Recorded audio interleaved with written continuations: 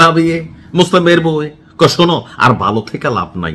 আমি দেখো ভাবি, এটা কেমন কথা? তুমি একটা ভালো মানুষ, সবাই ভালোবাসে, মুসলিম মেয়েরও ভালোবাসে, তো লাভ কিটা? তোর ভাইয়ের দিকে কতলা রোগ হয়ে রয়েছে, কোন সময় মরে যায়, ডাক্তারকে একটু সাবধানে চলবেন, কারণ ভালো মানুষ বেশি দিন বাঁচে না।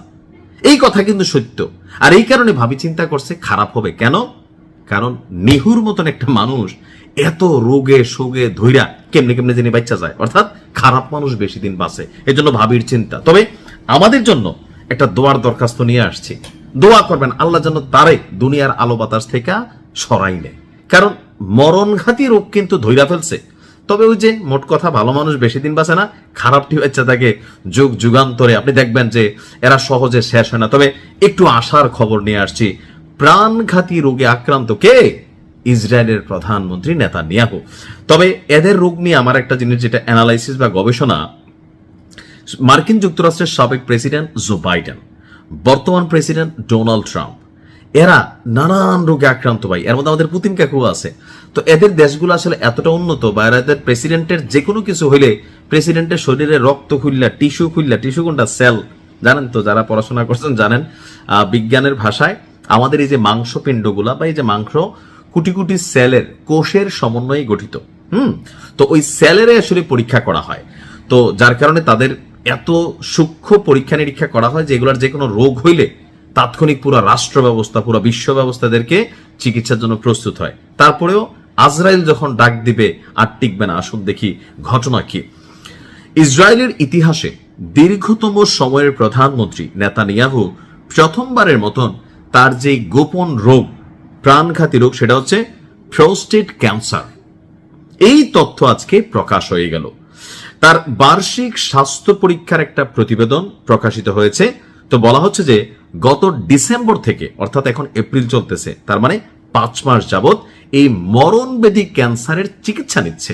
আমরা সাধারণ মানুষ ক্যান্সার হলে ডাক্তার কার বাঁচবেন 3 মাস, 6 মাস, 9 মাস অথবা 1 বছর, কিন্তু এই নিহু গত 5 মাসে তো তার এইটা হয়েছে। এর আগে বহুত জটিল অপারেশন হয়েছে, বাইচা গেছে। আর এই তথ্যকে আপনার তার যে বয়সটা, সেই বয়সের সাথে যদি আমরা একটু অ্যানালাইসিস করি, যে তার বয়স হচ্ছে এই মুহূর্তে 76, অর্থাৎ 2024 সালের ডিসেম্বরে তার এই প্রস্টেট গ্রন্থিটা বড় হয়ে যাওয়ার কারণে একটা অস্ত্রোপচার হয়েছিল। সে সময় প্রধানমন্ত্রীর কার্যালয় থেকে অস্ত্রোপচারের কথা জানানো হলেও ক্যান্সারের বিষয়টা দুদিন গোপন রাখা হয়েছে, যেটা এখন চলে আসছে। সর্বশেষ স্বাস্থ্য পরীক্ষার পর সামাজিক যোগাযোগ মাধ্যমে একটা রিপোর্ট চলে আসছে যে চিকিৎসকরা তার প্রোস্টেটিক 1 সেন্টিমিটারেরও কম আকারের একটি মলোন্যান্ট টিউমার বা মরণবেধি শনাক্ত করেছে।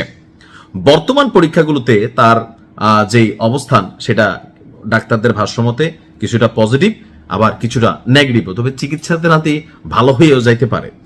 তো এই বিবৃতির পাশাপাশি চিকিৎসকদের পক্ষ থেকে 2টি আনুষ্ঠানিক পত্র প্রকাশ করা হয়েছে, যেখানে বলা হয়েছে যে রোগটি অত্যন্ত প্রাথমিক পর্যায়ে শনাক্ত করা হয়েছিল, অন্য কোথাও ছড়িয়ে পড়ে নাই, আর বর্তমানে তার জন্য সর্বোচ্চ লেভেলের চিকিৎসা চলছে।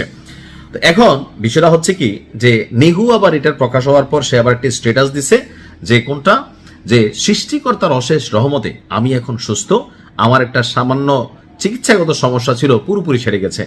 এখন আসলে কি এটা সাইডে গেছে? যদি থাকে এটা কি প্রকাশ করবে? নেভার। পুতিন এই মুহূর্তে অনেক ধরনের রোগে আক্রান্ত, কিন্তু পুতিন কোথাও গিয়ে হাগু করলে এটা ব্রিফকেসে পুরিয়ে নিয়ে আসে। কেন? তার যদি কোনো রোগের কথা শত্রু রাষ্ট্ররা যায় না যায়, তখন তারা সেইখানে নানান ধরনের খেলা খেলার সুযোগ পায় যে এই লোকটার কতদিন বাঁচবে।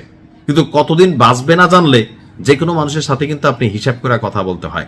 তো দোয়া আল্লাহর কাছে, আল্লাহ যেন তাকে অচিরেই এই দুনিয়ার আলো বাতাস থেকে ওই পারে নিয়ে যায় আর কি, যেখানে রাখার জন্য ওইখানে রাখে। হ্যাঁ, তো ভালো থাকুন। আসসালামু আলাইকুম।